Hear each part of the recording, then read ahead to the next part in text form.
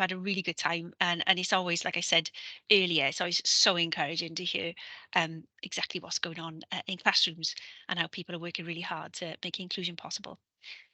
So these are the things that we covered.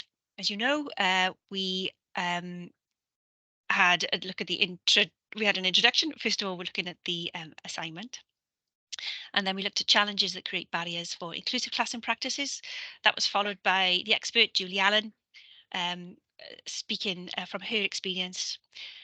And then since lunchtime, my dog is barking, we've had key challenges to supporting learners with ALN, teacher expectancy, labelling and accountability from Carmel Khan.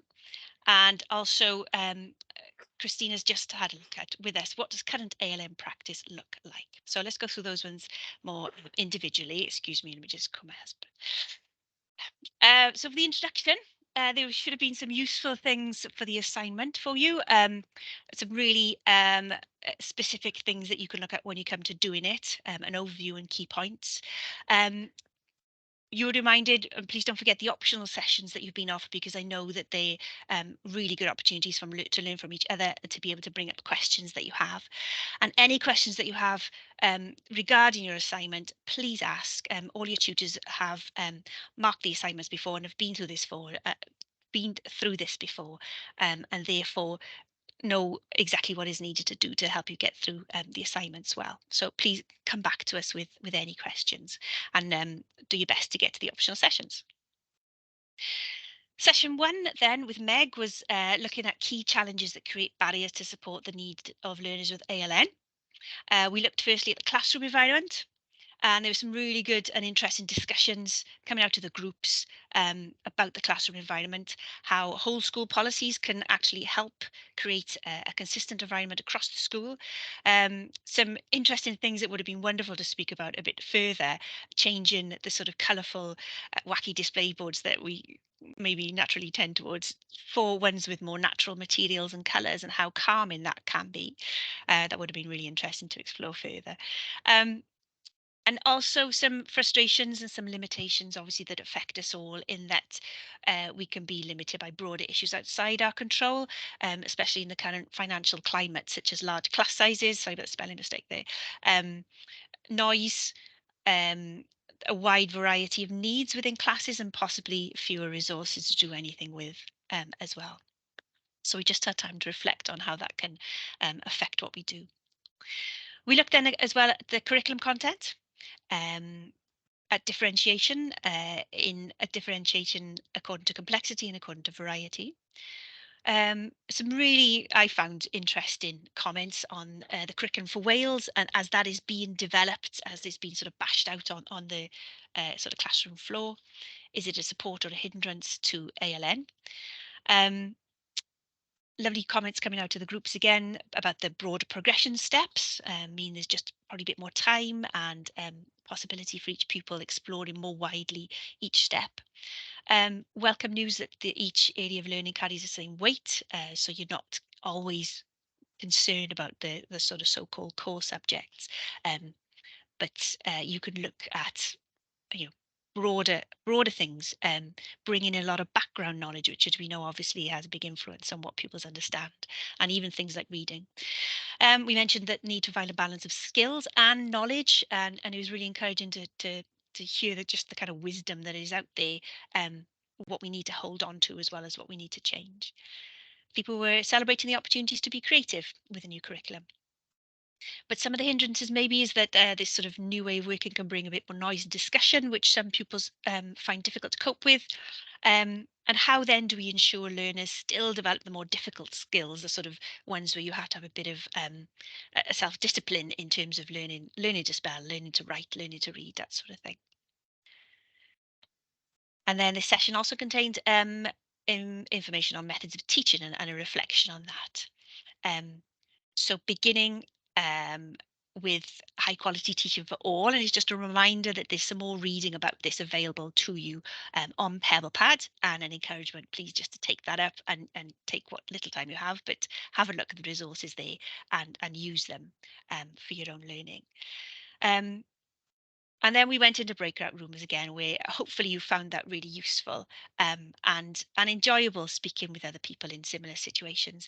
I haven't listed all the responses because they're still available for you to see on Padlet. The links will still be in the chat, and you can go back and refer to them if you want to be inspired, or if you want to use something in your own reflection or in your assignments. And we also reflected on assessment. So again, there are additional handouts on Pebblepad and comments on Padlet for your use. Some of the comments that came out were that some assessment tools could be helpful, and that is where they allow targeted and specific tracking and planning. Um, a comment was made as well, which is a good insight, in that often the language used in ALN assessment could be confusing and excluding for wider school staff. I find that I often forget how much I've kind of learned over the years and how much I didn't know when I started out. So it's just important to be mindful of that. And then in schools which have a quite a strict standardized assessment agenda, or a cycle where you have formal assessment every so often, is often not helpful for learners with ALN, as we know. Session 2 then was the Ask the Expert session with Julie Allen. And it's always brilliant to hear people from outside Wales bringing their expertise and their experience to us.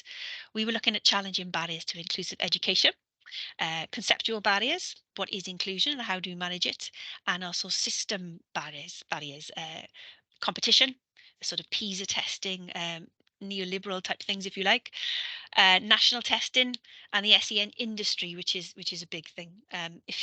If you are still on X, formerly known as Twitter, there are all sorts of arguments going on about these sort of things habitually. I'm sure you're aware.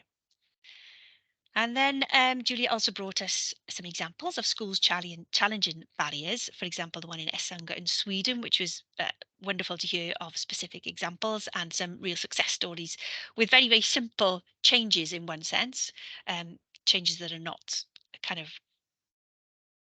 too complex when it comes to it. And also the stories about student challenging barriers up in Scotland, looking at the Right to the Child and the SNOG group, which I think we probably will all remember.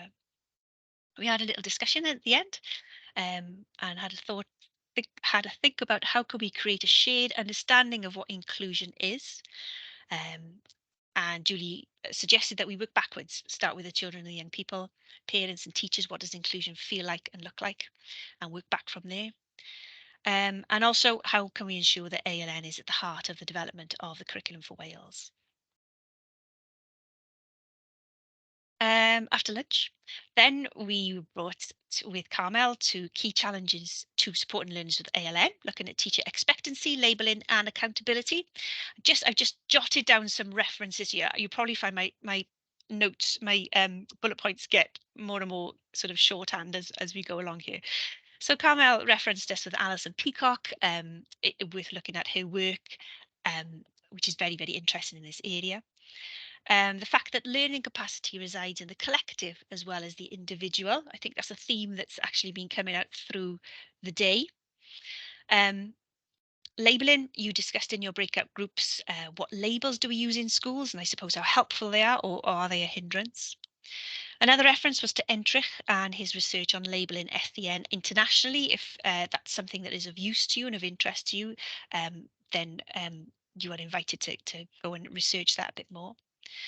And then also the impact of structural issues within an education, looking at Finland and looking at Wales, what we can learn from other countries, how the ALN system is structured and how that affects our day-to-day work, basically. Even if you're not likely to end up being Education Secretary for Wales, it's always good to think through these things and have an opinion on them. And then our final session now with Christina, reflection as a tool in inclusive classroom practice. I've got to admit that when I started working with these wonderful people on the National NA, I wasn't really aware of what reflection was. I did my teacher training too long ago. I think people who've gone through PGC and ITE more recently are very much aware of it, but actually it's a really, really useful tool, just to give yourself a framework for thinking through things. And that's something that I've learned recently, despite having taught for many years. So again, there's an additional material on Pebblepad. for you.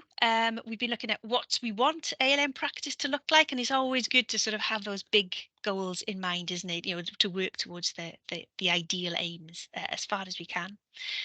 Another theme that's been coming through the day, I think, and that Christina reiterated, and that has come out of your own discussions as well, is that we start by focusing on the learner. I think that's a really welcome change that we've come to in Wales, even though that was happening before in places. It's sort of more part of the whole structure of it now, that the learner is at the centre of what we do. And we've all been developing PCP practices, which has been brilliant. Another theme is that inclusion is a continuing journey, it's a progression, it's ongoing, it's something that we will have to keep going back to with new staff coming through, people learning. It's not something that you can say, right, we've got there, we're all very inclusive. It is something that we're going to keep on learning to do and teaching other members of staff how to do as well. And there was some space in your rooms for reflection on your critical incidents, the times in your career where you've stopped and thought and learned from something. So hopefully you've enjoyed sharing those anecdotes with each other and learning from them. And then we were reminded that collaboration is key with parents, carers, that we get agreement with all stakeholders, and that we can clearly identify whose responsibility is what as well. And also how important is that staff know what they're supposed to be doing, that we identify what they're doing and what they need to progress further. Having the right tools to support us as practitioners is really important. Obviously, we need to know the pupil well. I told you my bullet points got more note-like and less sort of less full as we went along. We need to focus on the pupil's strengths and use what you know works as well. It's always good to start with what works well and how can we do more of that. And then you had one final opportunity to go to your breakout rooms and to think about using a reflective cycle or framework to learn from a critical incident, something that made you stop and think. So that's a kind of a breakneck speed overview of what we've done today. It's quite surprising how much we get through in a day. Oh, sorry, there's one more slide here. But thank you ever so much for your involvement in the day. Thank you for taking part, for your contributions and your enthusiasm. Can I just remind you that there are some feedback forms? I know, Di, you put the links in the chat. Perhaps you could put them in the chat again. I put the links on this last slide as well. There's a Welsh one and an English one, but I just noticed I didn't label them on the slide. Sorry. Let me stop sharing. There we go. And that's